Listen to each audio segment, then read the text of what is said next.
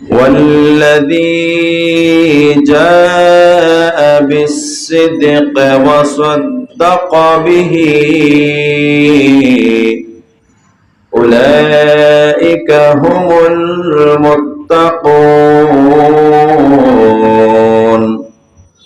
আল্লাহ রাব্বুল আলামিন বললেন ওয়াল্লাযী যারা সত্য নিয়ে আসে ওয়াসাদ্দাকা বিহি এবং এটার উপরে বিশ্বাস করে সত্যায়ন করে উলাইকা হুমুল মুত্তাকুন তারা হচ্ছে মুত্তাকি তারাই পরহেজগার সবাই বলুন সুবহানাল্লাহ লাহুম মা ইয়াশাউনা ইনদা রাব্বিহিম যালিকা জাযাউল মুহসিনিন আল্লাহ রাব্বুল আলামিন বললেন তাদের জন্য তা রয়েছে তারা যা চায় তা আল্লাহর কাছে তারা পাবে।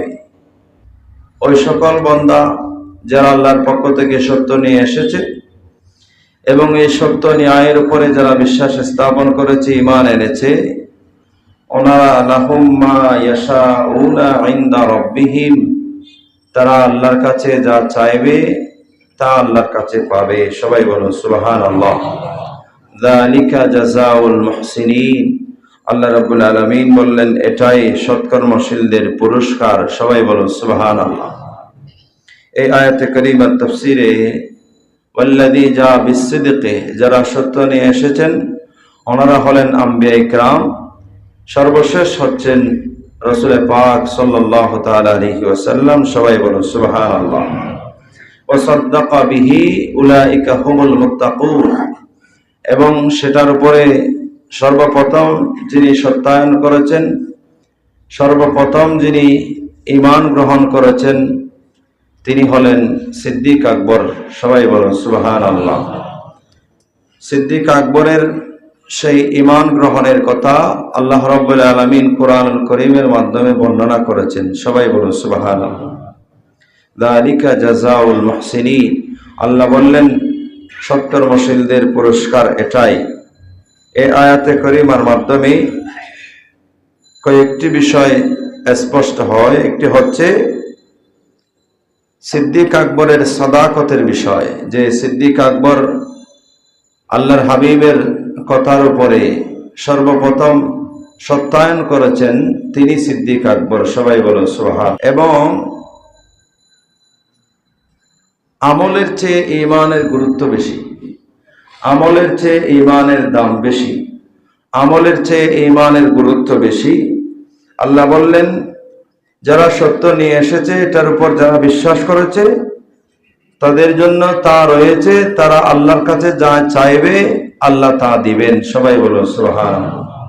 এবং যালিকা জাযাউল মুহসিনিন এটাই সৎকর্মশীলদের পুরস্কার। সৎকর্ম করার জন্য সর্বপ্রথম যে কাজ আমাকে আপনাকে করতে হবে পুরস্কার পাওয়ার জন্য।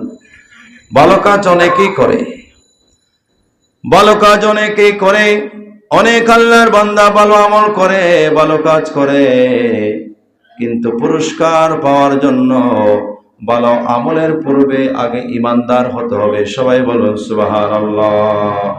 ভালো কাজ অনেক মানুষ করে, অনেক মানুষ ভালো কাজ করে, অনেক বিধর্মী ভালো কাজ করে, অন্যান্য ধর্মের মানুষও ভালো কাজ করে, আমাদের মুসলমানদের ভিতরে সবাই কম বেশি সবাই ভালো কাজ করে, কিন্তু আল্লাহ বললেন পুরস্কার পাওয়ার জন্য ভালো কাজের পুরস্কার আল্লাহর কাছ থেকে নেওয়ার জন্য আগে আমাকে আপনাকে মুমিন হতে হবে, আমাকে আপনাকে আগে সত্যবাদী হতে হবে, আমাকে আপনাকে আগে আল্লাহ এবং রাসূলের উপরে পরিপূর্ণ বিশ্বাসকারী হতে হবে সবাই বলুন সুবহানাল্লাহ।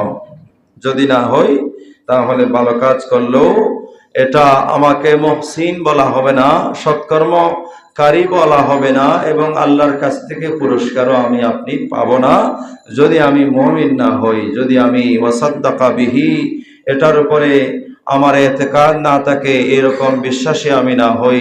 আল্লাহ আমাদেরকে মুমিন হওয়ার পরে ভালো কাজ করার তৌফিক দান করুন আমিন। মুমিন হওয়ার পরে ভালো কাজ করা একটা আরেকটার পরিপূরক। ঈমান গ্রহণ করবে, ঈমানের দাবি হচ্ছে ভালো কাজ।